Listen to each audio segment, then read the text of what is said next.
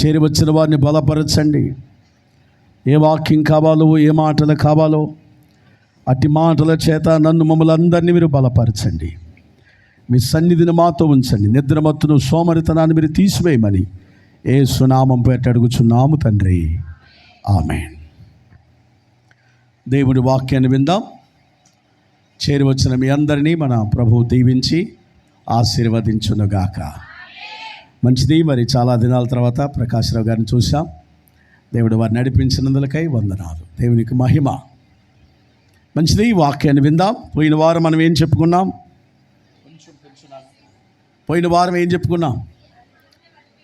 దేవుని యొక్క బలిపీఠమును గురించి అనేక సంగతులు మనము ఏం చేస్తున్నాం?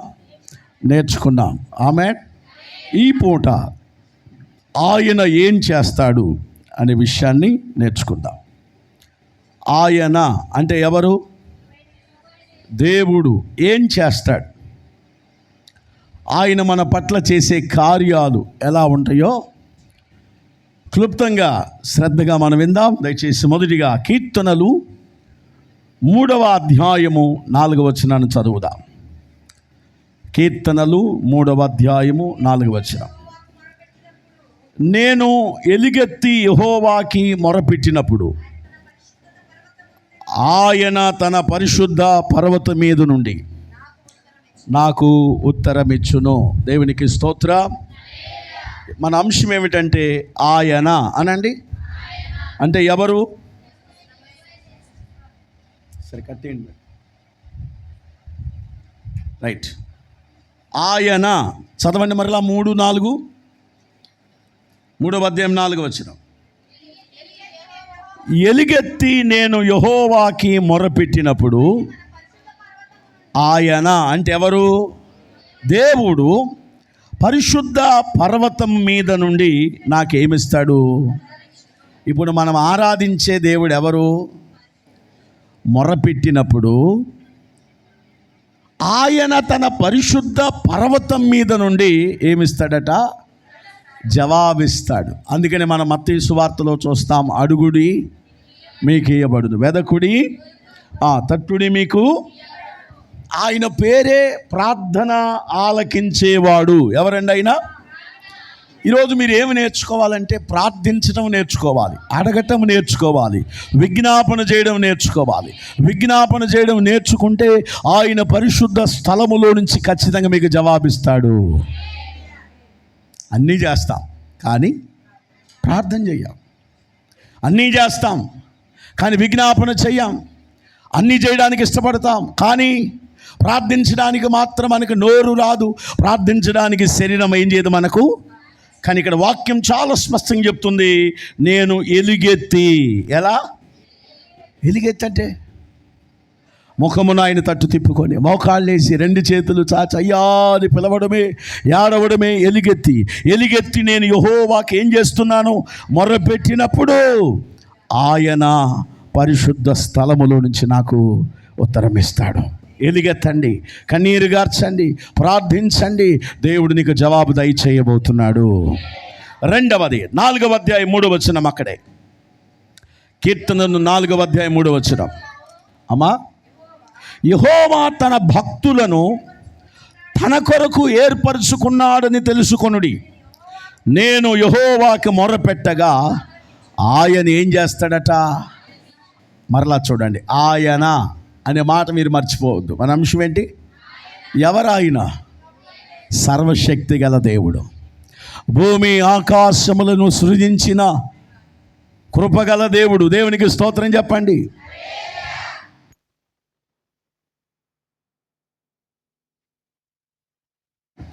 దేవునికి స్తోత్రం. కాబట్టి ఇక్కడ వాక్యం చెప్తుంది 4వ వచనములో 4:3 ఏం చెప్తుంది ఇక్కడ వాక్యము? నేను యెహోవాకు మొర్రపెట్టగా ఆయన ఏం చేస్తాడు? ఇందాకేమో పరిశుద్ధ స్థలములో నుంచి ఉత్తరం ఇస్తాడని చెప్పాడు. ఇప్పుడేమో నువ్వు ప్రార్థన చేస్తే ఆయన ఆలకించడానికి అంటే మనము ప్రార్థించడం నేర్చుకుంటే, విజ్ఞాపన చేయడం నేర్చుకుంటే, కన్నీరు గార్చడం నేర్చుకుంటే, రోదన చేయడం నేర్చుకుంటే, ఎలుగెత్తి ప్రార్థించడం నేర్చుకుంటే దేవుడు ఆలకించడానికి ఇష్టపడుతున్నాడు. ఆయన పరిశుద్ధ స్థలములో నుండి నీకు జవాబు ఇవ్వడానికి ఇష్టపడుతున్నాడు. అంటే ఇప్పుడు మనం ఏమి నేర్చుకోవాలి? ఎలుగెత్తి ప్రార్థించడం నేర్చుకోవాలి, కన్నీరు గార్చడం నేర్చుకోవాలి, ఆయన సన్నిధిలో ప్రార్థించడం నేర్చుకోవాలి, గోజాటం నేర్చుకోవాలి. ఏలియా అదే చేశాడు. కర్మేలు పర్వతం మీద తన తలను మోకాళ్ళ మధ్యలో ఉంచుకొని ఆయన స్త్రీ ప్రసవేదన పడినట్లు, ఎంత ప్రసవేదన పడిందో అంతగా ఆయన కర్మేలు పర్వతం మీద విజ్ఞాపన చేస్తే 7వసారి అరిచెయ్యంత మేఘము సముద్రం మీద నుంచి పైకి లేచి ఒక విస్తారమైన వర్షము భూమి మీద 3.5 సంవత్సరాలు కురిసినట్లుగా మనం చూస్తున్నాం. కారణం ఏంటి? దేవునికి మొరపెట్టడం. కారణం ఏంటి? దేవునికి విజ్ఞాపన. సహోదరి, విజ్ఞాపన లేకుండా, ప్రార్థన లేకుండా, కన్నీరు లేకుండా మీరు ఏ జయాన్ని సంపాదించలేరు, ఏ ఆస్తిని సంపాదించలేరు, ఏ గొప్ప స్థితిని మీరు కోరుకోలేరు. మీరు ఉన్నతమైన స్థితిని కావాలని కోరుకుంటే ఈరోజు మీరు దేవునికి మొర పెట్టడం నేర్చుకోవాలి. ఏమి నేర్చుకోవాలి? ఒకసారి మరలా 3:4 అధ్యాయం 4 వచనం, పరిశుద్ధ స్థలములో నుండి, ఆ మాట కావాలి, పరిశుద్ధ నాకేమిచ్చాడు? ఇప్పుడు 4:3 వచనం, నేను యెహోవాకు మొర్ర పెట్టగా ఆయన ఆలకించాడు. ఈరోజు మన మందిరములో కూడా విజ్ఞాపన చేసేవారు కావాలి, రోదన చేసేవారు కావాలి, మొరపెట్టేవారు కావాలి, కన్నీరు కార్చేవారు కావాలి. అలాంటి వారి ప్రార్థన వినడానికి ఆయన ఇష్టపడుతున్నాడు. హల్లెలూయా. 2 విషయాలు విన్నాం. మొదటి విషయం ఏంటి? పరిశుద్ధ స్థలములో నుండి ఉత్తరం ఇస్తాడు. రెండవది నీ ప్రార్థన అయినా. మూడవది మనం చూద్దాం. 9వ అధ్యాయం 7వ వచనం, 9:7. ఇప్పుడు కామనగా వస్తున్న మాట ఏమిటి?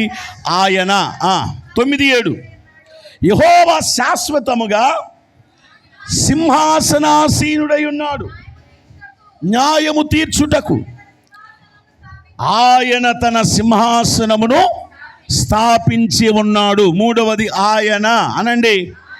ఏం స్థాపించాడు? సింహాసనము స్థాపించాడు. ఏం తీర్చడానికి?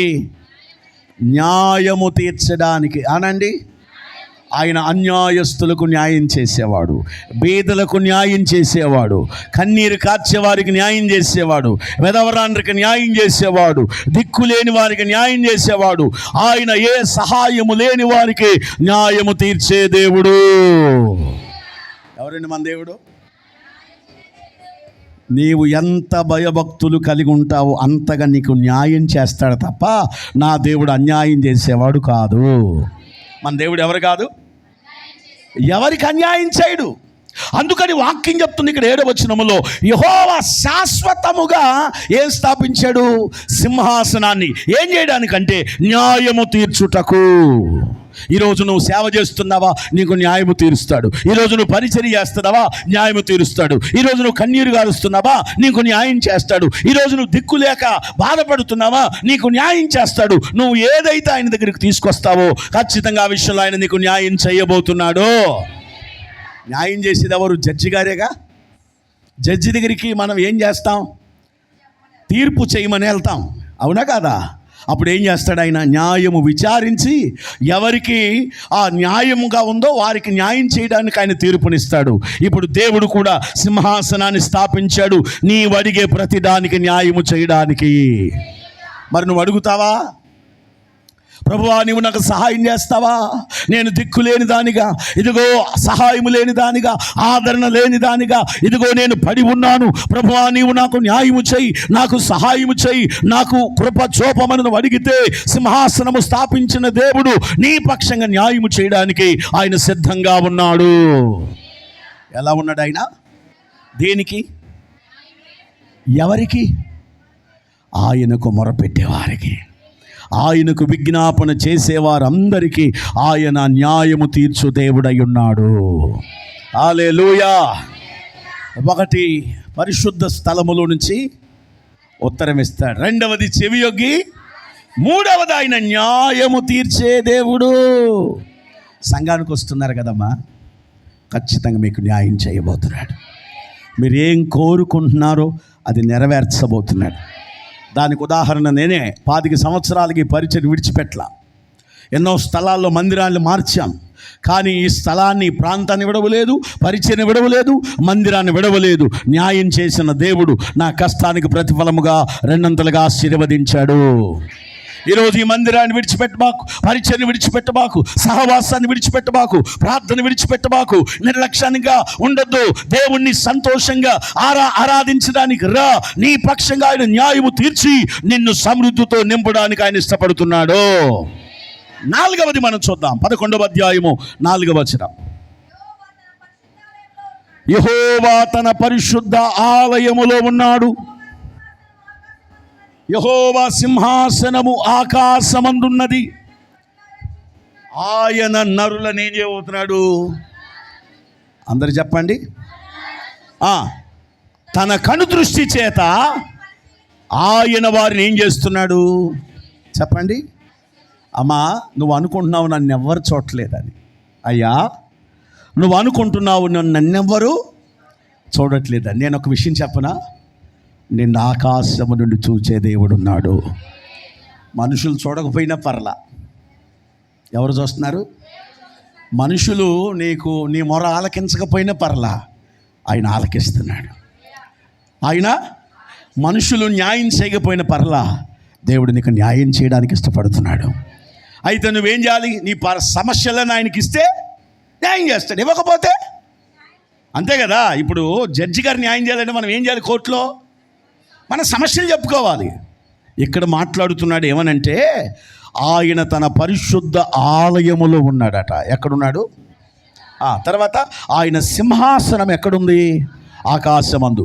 ఆయన నరులను కన్నులారా చూస్తున్నాడు. ఆయన కనుదృష్టి చేత ఆయన వారిని పరిశీలించుచున్నాడు. ఆయన కన్నులు ఏం చేస్తున్నాయి? ఎవరిని? ఆయన యందు భయభక్తులు కలిగిన వారిని. నరులను పరిశీలన చేస్తున్నాడు, నరులను గమనిస్తున్నాడు, నరుల జీవితాల్లో ఏమి కావాలో అవన్నీ కూడా ఆయన తెలుసుకుంటున్నాడు. ప్రియ సహోదరి, సహోదరుడా, ఈరోజు నువ్వు అనుకోవచ్చు నన్నెవరు చూడట్లేదని. ఆయన దేవుని కన్నులు నీ వైపు చూస్తున్న సంగతి మర్చిపోవద్దు. అందుకనే మొదటి దినవృత్తాంతముల గ్రంథము 16:9 అనుకుంటాను. చూడండి ఒకసారి. మొదటి దినవృత్తాంతములు 16:9 కానీ, 2వ దినవృత్తాంతాలు 16:9 కానీ. 2వ దినవృత్తాంతములు, క్షమించాలి, 2వ దినవృత్తాంతములు 16వ అధ్యాయం 9వ వచనం చదవండి. తన ఎడల యథార్థ హృదయము గలవారిని బలపరుచుటకై యెహోవా కనుదృష్టి లోకమంతా చెప్పండి, లోకమంతా ఎవరి కోసం? తన ఎడల. చూడండి, తన ఎడల అనాలి. తన ఎడల యథార్థ హృదయము గలవారిని బలపరచటానికి ఆయన కన్నులు లోకమంతా సంచారం చేస్తున్నాయి.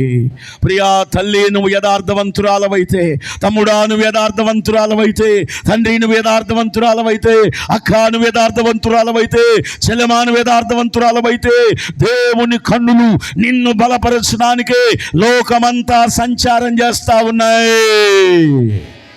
ఆకాశములో ఆయన సింహాసనం ఉన్నదట. ఆయన తన పరిశుద్ధ ఆలయములో ఉన్నాడట. ఆయన ఎవరిని పరిశీలన చేస్తున్నాడు? నరులను పరిశీలన. నువ్వు అనుకోవచ్చు అందరూ నన్ను మర్చిపోయారు, నువ్వు అనుకోవచ్చు ఎవరు నన్ను పట్టించుకోవట్లేదు. అది నేను ఒక శుభవార్త చెప్పనా? నిన్ను బలపరచడానికి ఆయన కన్నులు తిరుగుతున్నాయి. నిన్ను బలపరచడానికి ఆయన కన్నులు వెతుక్కుంటున్నాయి. నిన్ను బలపరచడానికి ఆయన కన్నులు నీ దగ్గరికే వస్తున్నాయి.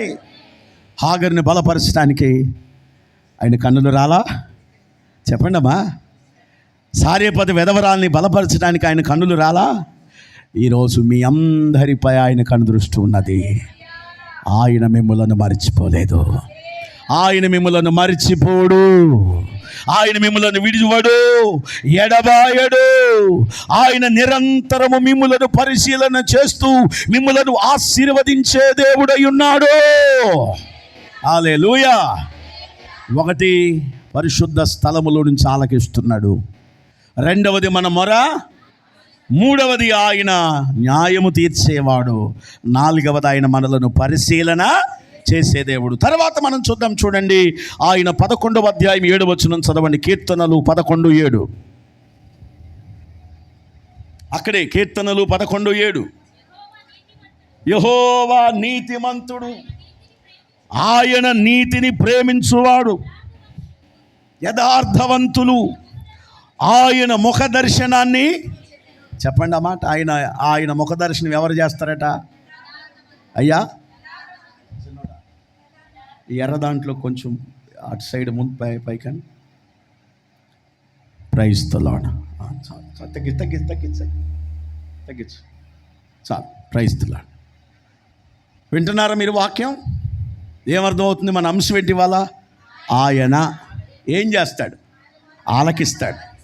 ఉత్తర స్థలములో నుంచి మొర. మూడవది న్యాయము. నాలుగవది ఆయన కనులు లోకమంతా ఎవరి కోసం? యథార్థవంతులను బలపరచడానికి. ఆమేన్. ఇప్పుడు ఐదవది చూడండి. యెహోవా నీతిమంతుడు. ఎవరైనా మరి ఆయన పిల్లలు ఎలా ఉండాలి? ఏబు ఎలాంటి వాడట? యెహోవా యందు భయభక్తులను, చెడుతనమును విసర్జించిన వాడును, నీతిమంతుడైన వాడని ఏబు గురించి వాక్యము. నోవాహు ఎలాంటి వాడట? నీతిమంతుడు. అబ్రహాం ఎలాంటి వాడట? నీతిమంతుడు. ఈరోజు నువ్వు నేను దేవునికి ఎలా కనపడాలి తెలుసా? నీతిమంతులముగా. ఆమేన్. ఆయన నీతిమంతుడు. రెండవది ఆయన నీతిని ప్రేమిస్తాడు. దేన్ని ప్రేమిస్తాడు అంటే ఇప్పుడు మనలో ఏముండాలి? ఇందాకేమో యథార్థవంతులను బలపరుచుటకు యెహోవా కన్నులు లోకమంతా. అంటే నిన్ను ఆయన చూడాలంటే నువ్వేమై ఉండాలి? ఆయన సన్నిధిలో యథార్థంగా ఉండాలి. ఏబు గురించి అదే చెప్తుంది. ఆయన నీతిమంతుడు, యథార్థవంతుడు, చెడుతనమును విసర్జించిన వాడు, దేవుని యందు భయభక్తులు అని ఏబు గురించి విన్నాం. ఇప్పుడు దేవుడు ఎవరట అసలు? నీతిమంతుడు. రెండవది ఆయన ఏం ప్రేమిస్తాడు? నీతిని ప్రేమిస్తాడు. మరి నీలో నీతి ఉన్నదా? అన్యాయం చేసేవాడు నీతిమంతుడా? అన్యాయం చేసేవాడు నీతిమంతుడా? కాదు కదా. చెప్పండి. మరి నీవు అన్యాయం చేయబాక ఎవ్వరికి. అన్యాయపు తీర్పులు మీరు తీరుస్తున్నారా? తీర్చొద్దు. అన్యాయపు తీర్పులు తీర్చేవారు నీతిమంతులు కారు. లంచం తీసుకుంటున్నారా? మేము అది చేస్తాం, ఇది చేస్తాం, మాకు అంత ఇవ్వండి, ఎంత ఇవ్వండి అని అడిగి మీ దగ్గర నుంచి లంచాలు గుంజుకునే వాళ్ళు ఉంటారు. లంచాలు తీసుకునే వాళ్ళు కూడా నీతిమంతులు కాదు. గమనించండి ప్రియులారా, ఈనాడు మనిషి జీవితంలో నీతి లేదు, యథార్థత లేదు. అంత అక్రమము, అన్యాయమే. అవునా కాదా? చెప్పండి అమ్మా. అంత అక్రమం, అన్యాయం. ఎక్కడ నీతి? నా దేవుడు ఎలాంటి వాడంటే నీతిమంతుడు. ఎవరిని ప్రేమిస్తాడు? చెప్పాలి. ఎవరిని ప్రేమిస్తాడు?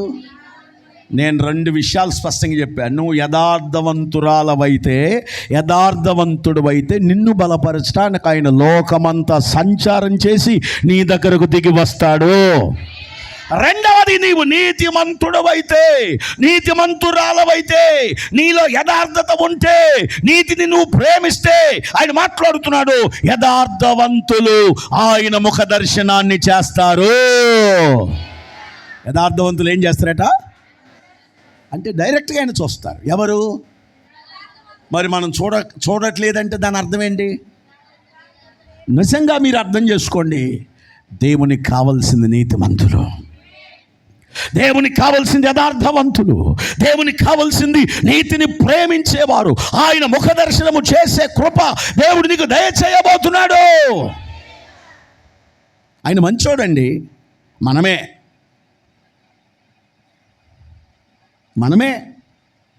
తప్పు మనదే, సరి చేసుకోవాల్సింది మనమే, మారాల్సింది మనమే. కాబట్టి ఈరోజు మరలా చెప్తున్నాను, ఆలకించడానికి సిద్ధంగా ఉన్నాడు. నీ మీదికి తన కన్నులు తీసుకురావడానికి సిద్ధంగా ఉన్నాడు. నీకు ముఖ దర్శనం ఇవ్వడానికి సిద్ధంగా ఉన్నాడు. అయితే ఈరోజు నువ్వు నీతిని కలిగి ఉన్నావా? యథార్థతను కలిగి ఉన్నావా? యథార్థమైన భక్తిని చేస్తున్నావా? నమ్మకమైన భక్తిని చేస్తున్నావా? దేవుని కొరకు రోషంగా బ్రతుకుతున్నావా? ఈరోజు చెడుతనాన్ని విసర్జిస్తున్నావా? ఈరోజు దేవుని కొరకు భయభక్తులు కలిగి ఉన్నావా? అలా ఉండగలిగితే దేవుడు నిన్ను ప్రేమిస్తాడు. ఆయన ముఖ దర్శనము చేసే కృప నీకు దయచేయబోతున్నాడు. గడికి చెప్తాం హల్లెలూయా. ఎన్నవది ఇది? 5వది. ఆయన ఎలాంటి వాడు? అందరు గట్టిగా చెప్పాలి. దేన్ని ప్రేమిస్తాడు?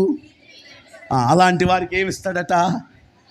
ఆయన ముఖ దర్శనము చేస్తారు. ఓ పాట ఉంది, ముఖ దర్శనం చాలయ్యా నాకు నీ ముఖ దర్శనం చాలయ్యా. ఆగు, ముఖ దర్శనం కావాలంటే ఊరకనే వస్తుందా? మరి నీతిని జరిగించాలి, నీతిని ప్రేమించాలి, యథార్థవంతులమై ఉండాలి, యథార్థతను కలిగిన వారమై ఉండాలి, చెడుతనమును విసర్జించాలి, దేవుని యందు భయభక్తులు కలిగి ఉంటే దేవుని ముఖ దర్శనము చేసే కృప ఈ మధ్యాహ్న కాలమందు దేవుడు నీకు దయచేయబోతున్నాడు. హల్లెలూయా. 3 స్పష్టమైన విషయాలు బయటకు వచ్చినాయి. 1, ఆలకించేవాడు. 2వది, తన కనులతో పరిశీలన చేసేవాడు. 3వది, న్యాయము తీర్చే దేవుడు. 5వది, ఆయన నీతిని ప్రేమించేవాడు, వారికి ముఖ దర్శనము అనుగ్రహించే దేవుడు. హల్లెలూయా, హల్లెలూయా. ముఖ దర్శనం చాలయ్యా నాకు నీ ముఖ దర్శనం చాలయ్యా.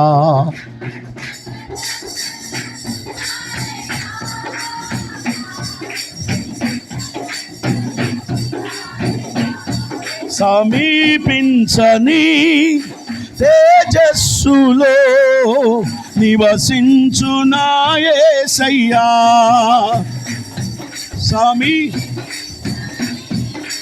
తేజస్సులో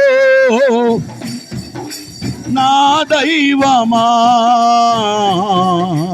ముఖ దర్శనం చాలయ్యా నాకు నీ ముఖ దర్శనం చాలయ్యా.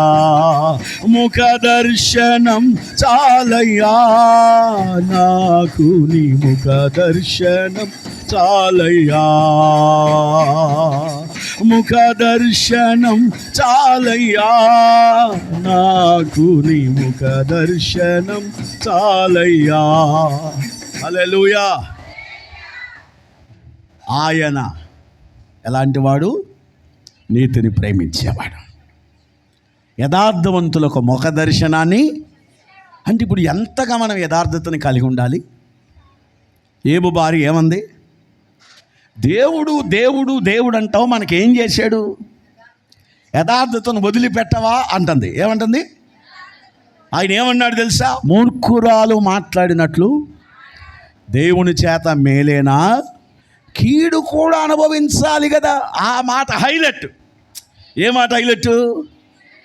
దేవుడి చేత ఎప్పుడు మేలే కాదు, అప్పుడప్పుడు మనం అది నచ్చింది దేవుడికి.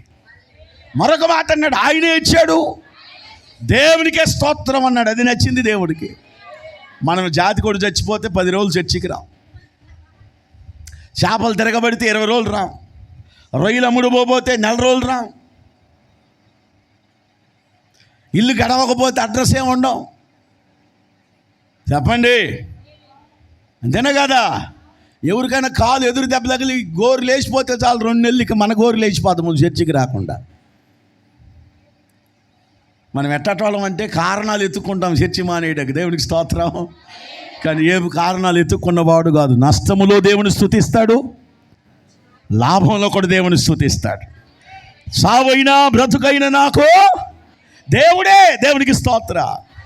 నీకు ప్రాబ్లం ఎక్కడంటే గుడ్లు పెట్టకపోయినా ప్రాబ్లమే. ఇక గంపెంక చూసుకుంటా, ఆ కోడి ఎప్పుడు పెట్టిద్దా, పెడితే వస్తానయ్యో చర్చికి ఒకటి తీసుకొస్తా, పెట్టకపోతే నువ్వు రావు, అది కూడా దేవు. ఇది మన వ్యవహారం. దయచేసి మీరు మారాలి. దయచేసి మీ జీవితం మారాలి, మీ మైండ్ మారాలి, మీ తలంపులు మారాలి. దేవుడిచ్చిన స్తోత్రం, ఇవ్వకపోయిన స్తోత్రం. నేను మాత్రం యథార్థతను వదిలిపెట్టను, దేవుని సన్నిధిని విడిచిపెట్టను, ఆయన నామాన్ని విడిచిపెట్టను, ఆయన కొరకే బ్రతుకుతానని తీర్మానం చేసుకో. దేవుడు నీకు న్యాయము తీర్చి నీకు ముఖ దర్శనము చేస్తాడు. హల్లెలూయా, హల్లెలూయా. ఇప్పుడు ఆయన ఏం చెప్తున్నాడు చూడండి దయచేసి. 16వ అధ్యాయము 8వ వచనం. 16:8 కీర్తనలు 16:8. సదాకాలం యెహోవా యందు నా గురి నిలుపుచున్నాను, ఆయన నా కుడి పార్శ్వమందున్నాడు గనుక నేనేం చేయబడను. చప్పట్లు కొడుతూ దేవునికి స్తోత్రం చెప్పండి. ఈయన ఏం చేస్తున్నాడట? సదాకాలము అంటే నిరంతరము నేను ఏం చేస్తాను, నా గురి యెహోవా యందే నిలుపుచున్నాను. నా దృష్టి ఎవరి మీద ఉంది అమ్మా? ఎవరి మీద ఉందంట? ఎందుకు అసలు ఇవాళ 2000 రూపాయలు కూలి పడిద్దని చెప్పండి, నీ గురి అటు వెళ్ళిపోద్ది. ఇవాళ చుట్టాలు నాటుకోడి బిర్యానీ అని చెప్పండి, నీ గురి అటు వెళ్ళిపోద్ది. ఇవాళ మనోళ్ళు వచ్చారంట ఇంటికి అని చెప్పండి, నీ గురి వాళ్ళ మీదకి వెళ్ళిపోద్ది.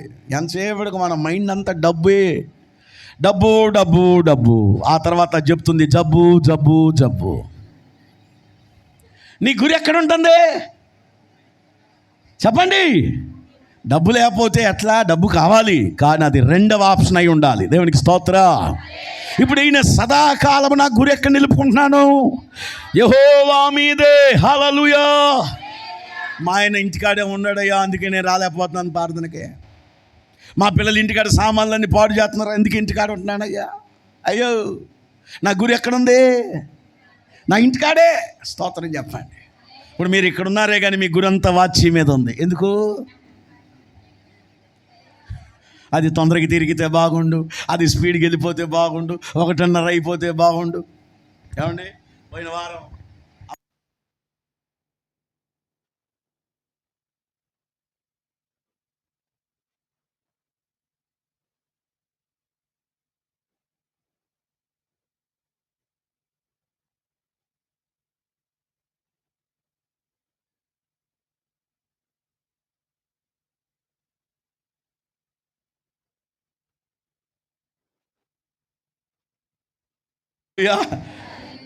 నాలుగు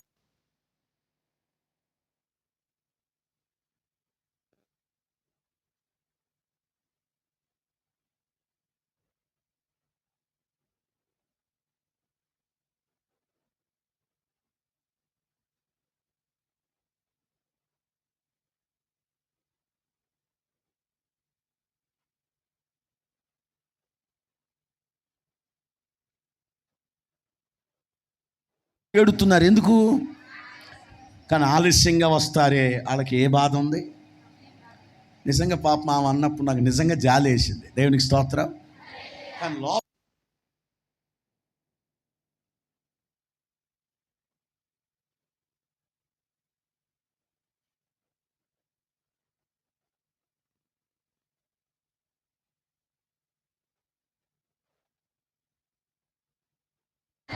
కాబట్టి ఈరోజు మన దేవుడు ఎవరట? ఆయన వాక్యం చెప్తుంది చూడండి. మనం ఎన్నో వచనం చదివాం? 16:8 ఏం చదివాం? సదాకాలము యెహోవా యందే నిలుపుచున్నాను, ఆయన నా కుడి పార్శ్వమందు ఉన్నాడు గనుక నేనేమవను. అబ్బా అబ్బా, నీవు దేవుని మీద గురి నిలుపుకో, నీ గురి దేవుని మీద ఉంచుకో, నీ నిరీక్షణ దేవుని మీద ఉంచుకో, నీ విశ్వాసము దేవుని మీద ఉంచుకో. ఆయన నీ కుడి పార్శ్వమందు ఉంటాడు. ఎక్కడుంటారమ్మా? అందుకే బైబిల్ ఒక మాట, నీ కుడి ప్రక్క 1000 మంది పడినా ఎడమ ప్రక్క అపాయముని యొద్దకు రాదు. ఎందుకు రాదు? ఆయన మన కుడి పార్శ్వమందు ఉన్నాడు. చప్పట్లు కొడుతూ దేవునికి స్తోత్రం చెప్పండి. ఎప్పుడుంటాడు? ఎప్పుడుంటాడు? సదాకాలము మన గురి. మరి నీ గురి ఎవరి మీద ఉంది ఈరోజు? దేని మీద నిలుపుతున్నావు నీ గురి? నీ విశ్వాసం దేని మీద ఉంది? నీ భక్తి దేని మీద ఉంది? నీ నమ్మకము దేవుని మీద ఉంది. నీవు దేవుని మీద నమ్మకం ఉంచు, విశ్వాసం ఉంచు, భయభక్తులు కలిగుండు, సదాకాలము దేవుడి ఆరాధించు. ఆయన నీ కుడిపార్శ్వమందుండి నీకు ముఖ దర్శనము చేసి నీకు న్యాయము చేసే దేవుడు. ఆయన నా కుడిపార్శ్వమందు ఉన్నాడు కాబట్టి నేను ఏమవనంటున్నాడు? అసలు నేను కదల్చబడ్ను. ఆమె నన్నెవరు కదిలించలేరు. 62వ కీర్తనలో ఒక అద్భుతమైన మాట ఉంది. ఒకసారి కదల్చబడము అనే మాట కాడ 62వ కీర్తన తీయండి మీరు. 62వ కీర్తన మొదటి నుంచి చదవండి. నా ప్రాణము దేవుణ్ణి నమ్ముకొని ఎలా ఉందట? మౌనంగా ఉంది. ఆయన వలన నాకు రక్షణ కలుగును. ఆయనే నాకు ఆశ్రయదుర్గం, ఆయనే నా రక్షణకర్త, ఎత్తైన నా కోట ఆయనే. నేనేమవను, అంతగా కదిలించబడను. ఆమేన్. దేవుని నమ్ముకున్నవాడు కదిలించబడడు అనండి. ఎందుకు కదిలించబడ్డాం? ఆయన మన కుడిపార్శ్వమందు. అంటే కదిలించే వాళ్ళు ఉంటారనేగా ఈయన అంటుందా మాట. ఎలా కదిలిస్తారంటే దయచేసి 2వ వచనం చదవండి. ఎన్నాళ్ళు మీరు ఒకనిపై పడతారు, వడిగుచున్న గోడను పడబోవు కంచెను ఒకడు పడద్రోయినట్లు మీరందరూ ఎన్నాళ్ళు ఒకరిని పడద్రోయాలని చూస్తారు. అతన్ని ఔన్నత్యము నుండి అతన్ని పడద్రోయుటకే వారు ఆలోచిస్తున్నారు. జాగ్రత్తగా నండి. చాలామంది అంట మనము పడిపోవాలని కోరుకుంటారట, మనము నశించిపోవాలని కోరుకుంటారట, మనము దిగజారిపోవాలని. ఎట్లా అంటే ఇక్కడ ఒక మాట ఉంది చూడండి. ఒరుగుచున్న గోడను ఏం చేస్తాం? పడగొట్టేస్తాం, ఎందుకంటే ఇటుకు పడిపోతుంది అది. రెండవది, పడబోవు కంచెని ఏం చేస్తాం? మనం పడేసేస్తాం, ఎటు అది పడిపోతున్నారు. అలాగే చాలామందిట మనలను ఉన్నతమైన స్థితి నుండి పడద్రోయాలని ఆలోచన చేస్తారట. ఏం చేస్తారు? చెప్పండి గట్టిగా.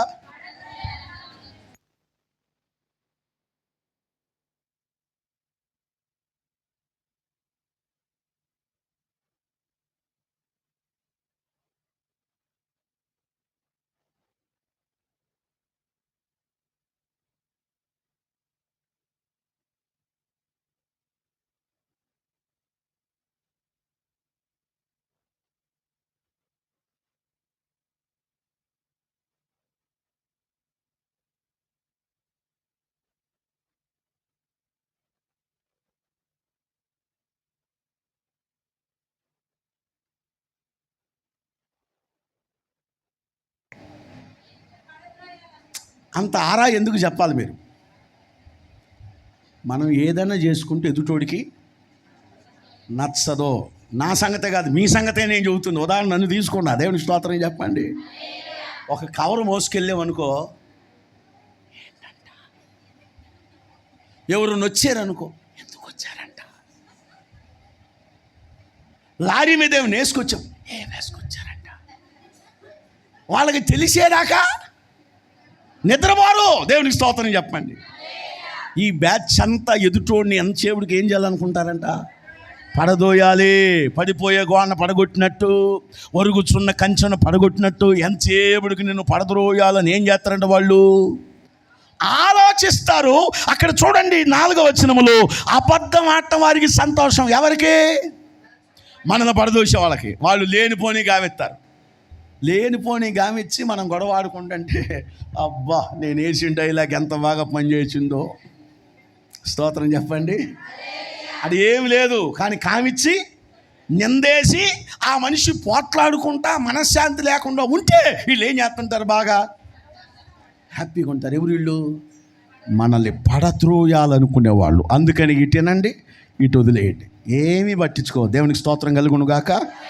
ఇంకా వారు తమ నోటితో శుభవచనములు పలుకుచు అంతరంగం ఏం చేస్తారంటే వీళ్ళు దూషిస్తారు. ఎవరిని? పడదేయాలనుకునేవాడిని, నాశనం చేయాలనుకునే వాళ్ళని.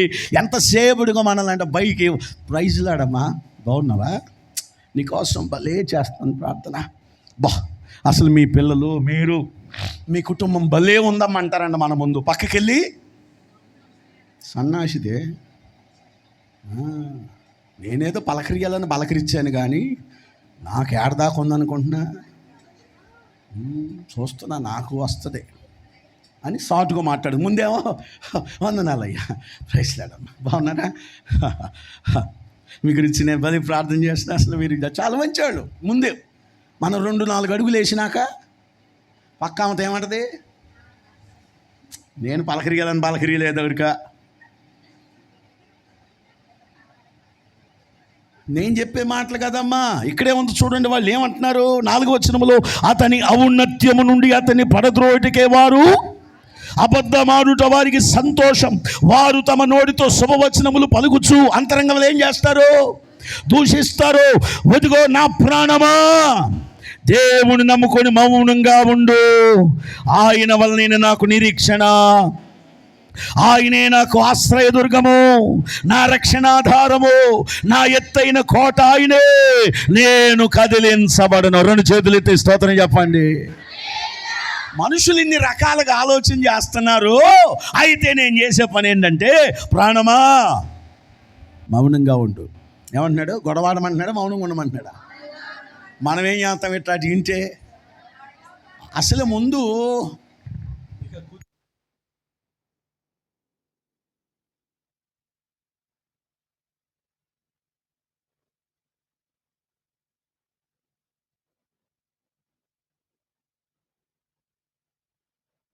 ప్రశాంతంగా ఉండు. దేవునికి స్తోత్ర.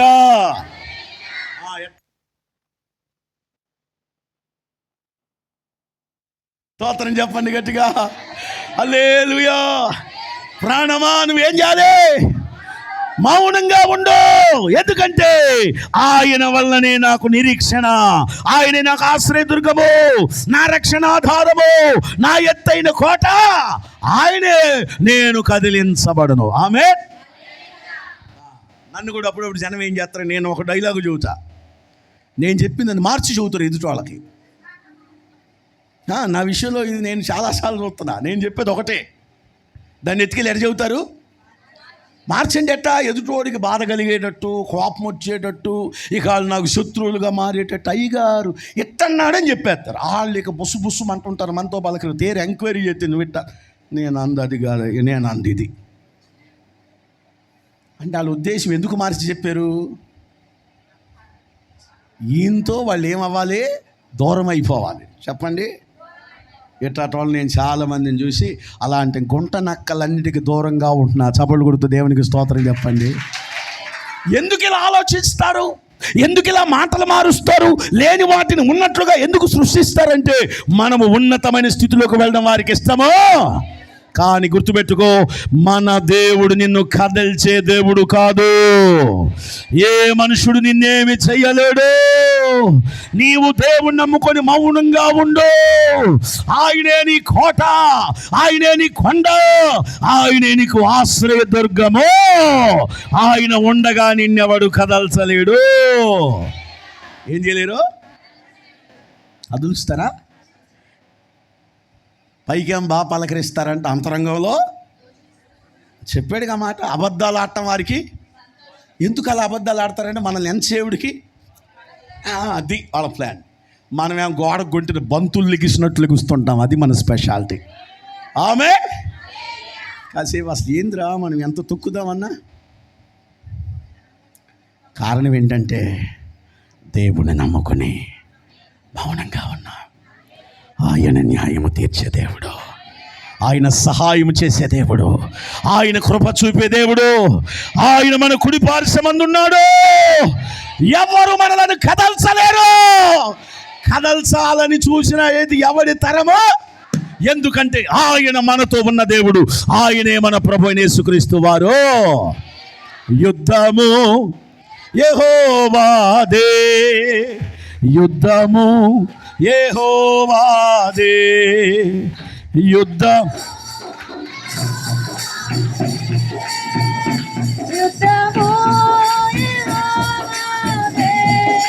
రాజులు మన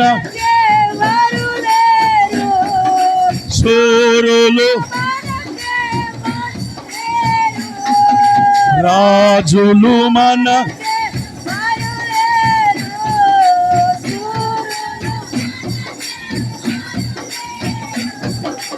సైన్యము అతి అయినా యెహోవా మన అండ. సైన్యములకు అధిపతి అయినా యెహోవా మన అండ. యుద్ధము యెహోవాదే, యుద్ధము యెహోవాదే. రాజులు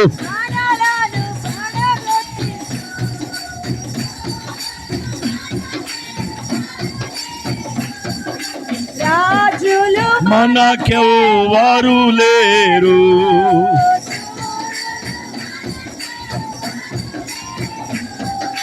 సైన్యములకు అధిపతి అయినా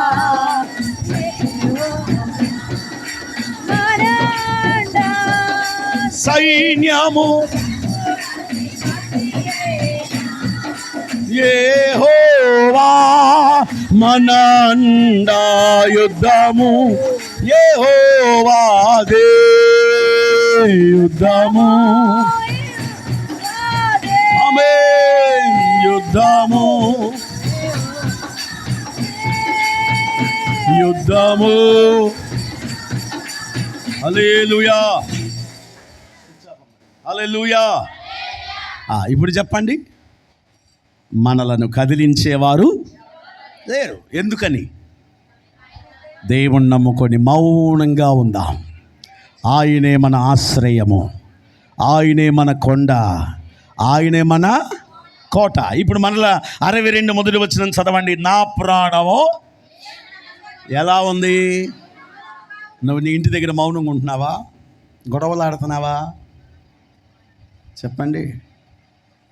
ఎవరి పేరు విన్నానండి ఈ మధ్య. పేరు మన చర్చిలు ఒకళ్ళు కొందలేమో వాళ్ళు ఫీల్ అవుతారేమో. పేరు చెప్పనులే, కానీ దాని ముందు ఏం పెట్టారంటే వదరబోతు అని పేరు పెట్టారు. వదరబోతు ఏంది అంటే, ఆ ఊళ్ళో ఆమెకు అది నిక్నేమంట. అంటే ప్రతి ఇంట్లో ఏమాడిద్దట, ప్రతి ఇంటి మీదకి వెళ్ళి, అమ్మా మీరెందుకు గొడవలు ఆడుతున్నారు? అసలు మీరు ఎవ్వరి మీద గొడవ ఆడొద్దు, మౌనంగా ఉండండి, దేవుడికి చెప్పండి, ఆయన న్యాయం తీరుస్తాడు. హల్లెలూయా. అంతేగాని ఇక స్తోత్ర. ఏం చెప్తుంది ఇక్కడ? నా ప్రాణము ఎలా ఉంది? ఆయన నా వలన నాకేం కలుగుతుంది?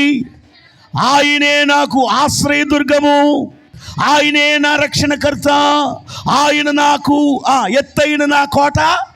చదవండి అందరు కలిసి, ఎత్తైన నా కోట. నేనంతగా ఏమవను. ఆమేన్. కాబట్టి దేవుడు నీ కుడి పార్శ్వమందున్నాడు, నిన్ను ఎవ్వడు కదిలించలేడు. నువ్వు మౌనంగా ఉండు. ఎన్ని మాట్లాడినా, ఎన్ని నిందలేసినా, ఎన్ని అవమానాలకరమైన మాటలు మాట్లాడినా, ఎన్ని రకాలుగా నిన్ను విమర్శించినా నువ్వేం గొడవ చేయొద్దు, మౌనంగా ఉండు. దేవుడే నిన్ను స్థిరపరుస్తాడు. ఆమేన్. మొత్తం ఎన్ని విషయాలైనవి చెప్పండి ఒకసారి చూద్దాం. అమ్మా, మన ప్రార్థన ఉన్నత స్థలము నుండి ఆలకిస్తాడు. తర్వాత న్యాయము తీర్చే దేవుడు. తర్వాత నీతిమంతులను ప్రేమించేవాడు, వారు ఆయన ముఖ దర్శనము చేస్తారు. తర్వాత ఆయన మన కుడి పార్శ్వమందు ఉన్నాడు గనుక మనం ఏమవం? కదిలించబడం. హల్లెలూయా. చివరిగా చూద్దాం, చూడండి 18వ కీర్తన 3వ వచనం. కీర్తనీయుడైన యెహోవాకు నేను మొర్రపెట్టగా ఆయన నా శత్రువుల చేతిలో నుంచి నన్ను రక్షించును. మరణపాశములు నన్ను చుట్టుకొనగా భక్తిహీనులు వరదవలే పడి బెదిరింపగను. అయ్యి బాబోయ్, ఏం చదువుతున్నావు? అట్లా నా బైబిల్ చదివేది. మొదటి వచనం చూడండి. యెహోవా నా బలమా, నేను నిన్ను, యెహోవా నా శైలము, అందరు చదవండి, నా కోట, నన్ను రక్షించువాడు, నా కేడము, నా రక్షణ శృంగము, నా ఉన్నత దుర్గము నా దేవుడు. అందరూ ఈ మాట చెప్పండి, చదవండి మొదటి నుంచి ఈ 2 వచనాలు కలిసి అందరూ చెప్పండి.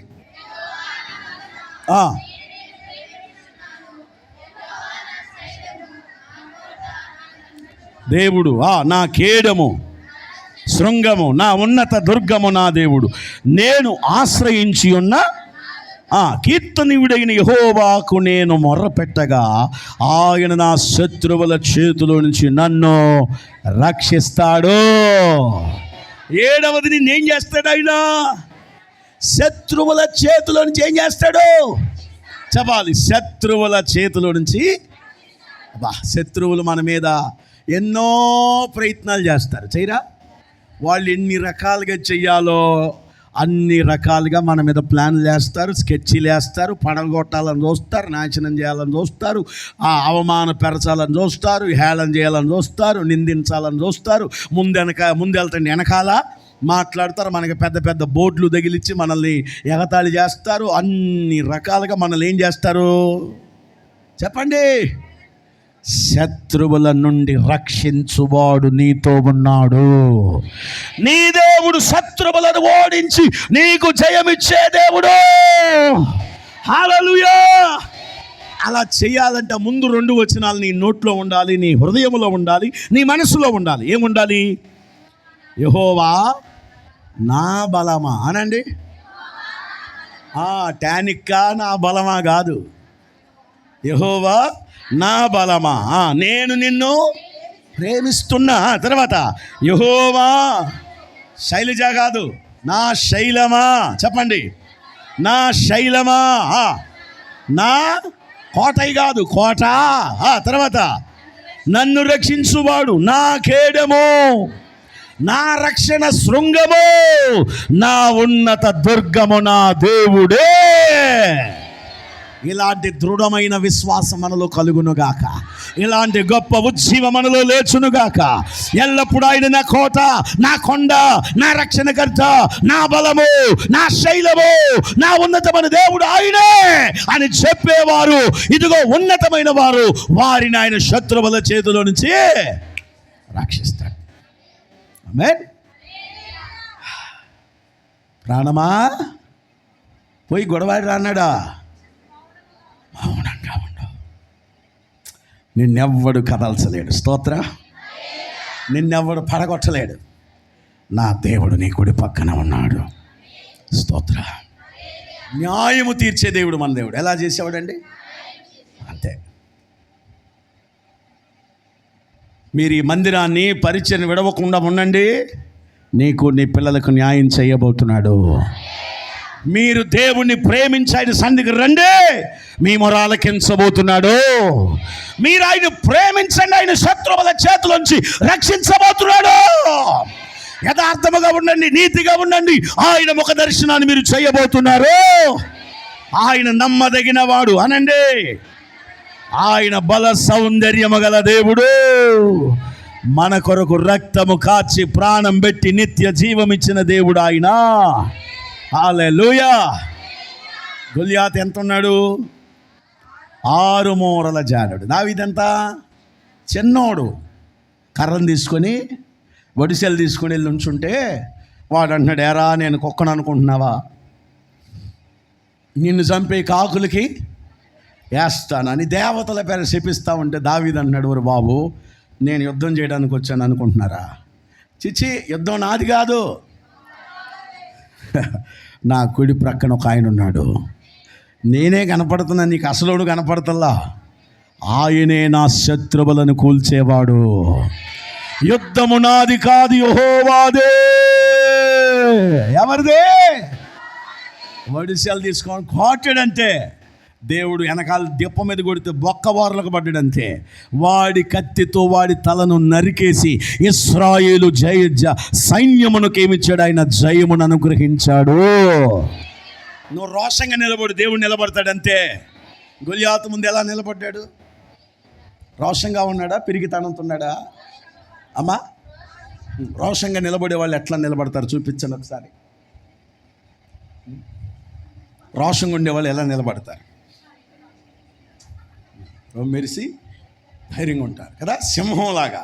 పిరికోళ్ళు ఇక ఉద్యమం లేని పరిస్థితి. ఆమేన్. ఉద్యమం. ఇక రమణ గారు, ప్రవీణ్ గారు, దేశంలో డాక్టర్లు అందరూ చుట్టీలే తిరుగుతుంటారు. ఎందుకని? ఉద్యమం కోసం. ఈరోజు ఉద్యమం ఇచ్చువాడు మనతో ఉన్నాడు, రక్షించువాడు మనతో ఉన్నాడు, సహాయం చేసేవాడు మనతో ఉన్నాడు. దిగులు పడకో, నిన్ను బలపరచువాడు ఆయనే. భయపడకు, నీకు జయమిచ్చువాడు ఆయనే. నిన్ను నీ పిల్లల్ని ఆశీర్వదించేవాడు ఆయనే. నువ్వు చెప్పాల్సిన మాట, ఆయన నా బలము, నా కేడము, నా కొండ, నా ఆశ్రయ దుర్గము, నా బలము ఆయనే. ఆ నిశ్చేతకు నువ్వు వస్తే శత్రువుల పైన నీకేమిస్తాడు? జయమిస్తాడు. ఆమేన్. నీ కుడి పక్కన ఉంటాడంట, జయమిస్తాడట.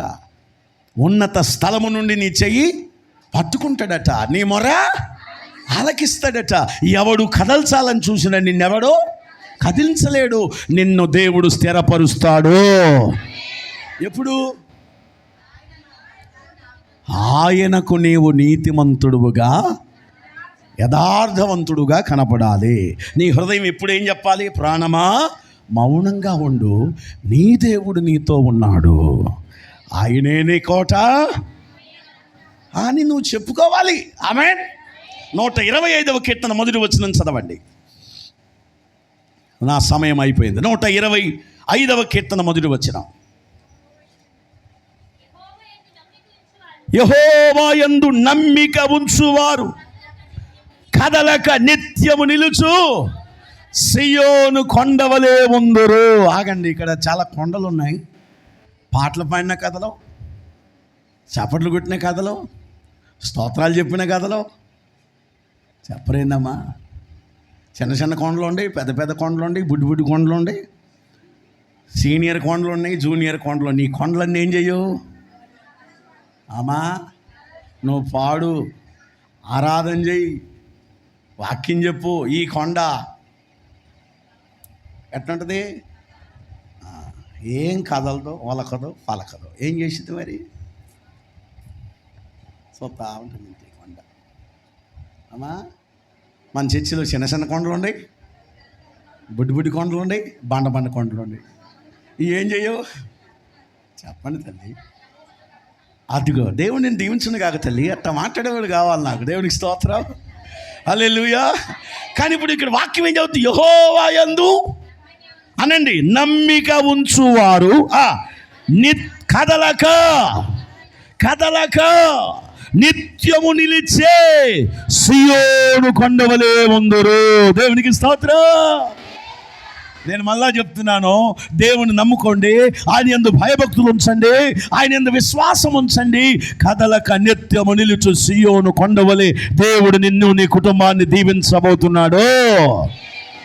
ఎట్లా ఉన్నాడట ఆయన? 2వ వచనములో, యెరూషలేము చుట్టూ పర్వతములు ఉన్నట్లు యెహోవా ఇది మొదలుకొని నిత్యము తన ప్రజల చుట్టూ. ఎవరు చుట్టూ ఉన్నాడు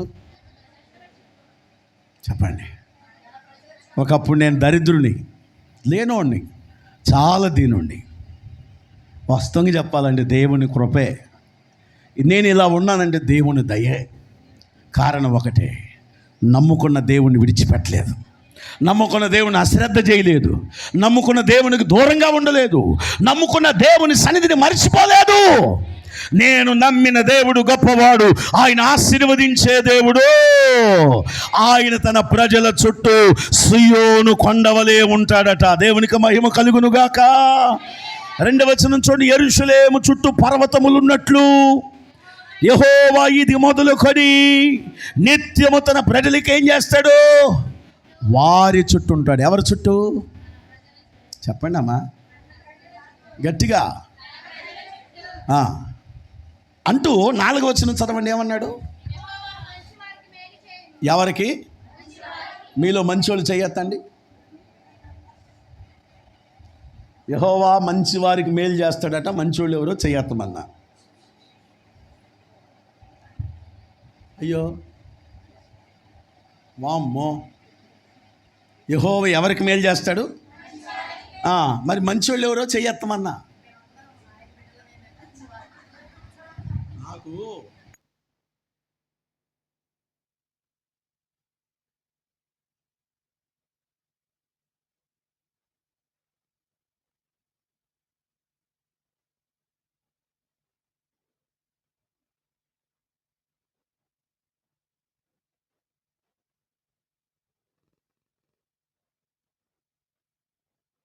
అండి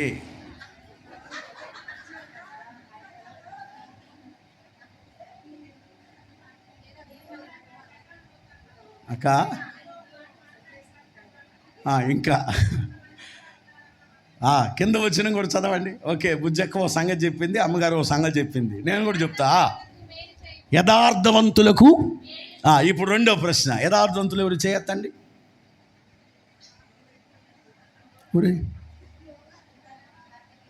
మంచోళ్ళు చెయ్యత్తమంటే చెయ్యత్తలా, యథార్థవంతులు ఎవరో? ఏం మీరు చచ్చిపోయారా బతుకున్నారా?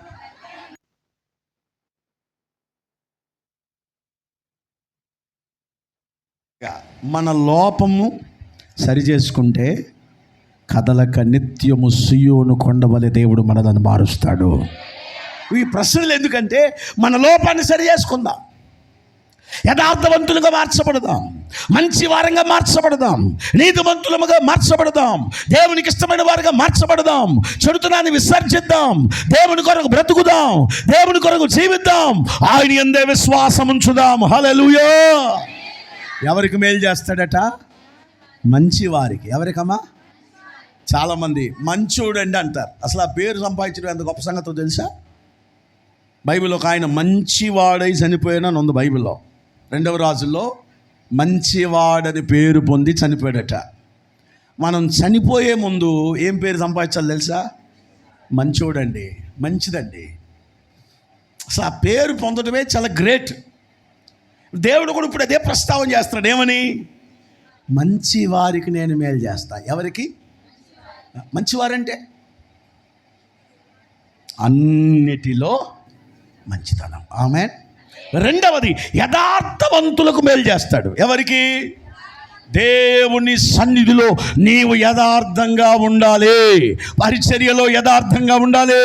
అందుకే మత్తయి సువార్త 25వ అధ్యాయములో ఉన్నది, ఇదిగో నీవు కొంచెములో నమ్మకంగా ఉంటివి గనుక. ఎంతలో? అమ్మా, కొంచెములో నమ్మకంగా ఉన్నావు కనుక నిన్ను నేను అనేకమైన వాటి మీద నియమించబోతున్నా. హల్లెలూయా. యథార్థత ఉందా మీలో? నీతి ఉందా మీలో? మంచితనం ఉందా?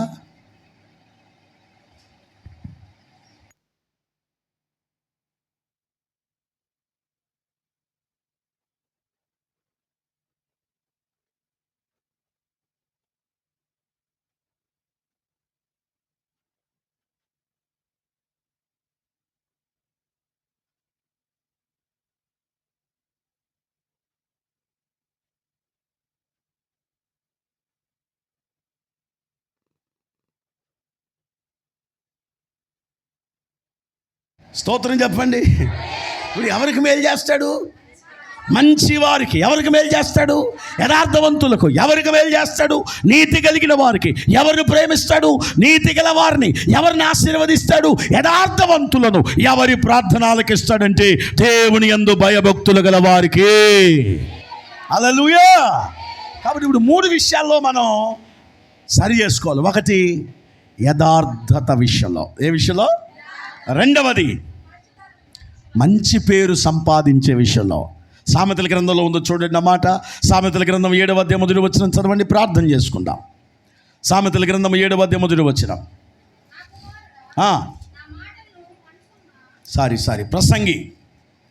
ప్రసంగి గ్రంథం 7వ అధ్యాయం 1వ వచనం.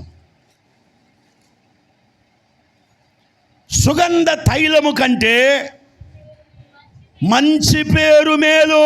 ఆమేన్. సుగంధ తైలం అంటే ఇప్పుడు మనం బయటకు వచ్చినప్పుడు స్ప్రే కొడతాం కదా, మంచి వాసన, సువాసన వస్తుంది. దానికంటే ఏ పేరు మంచిదట? మంచి పేరు మేలు.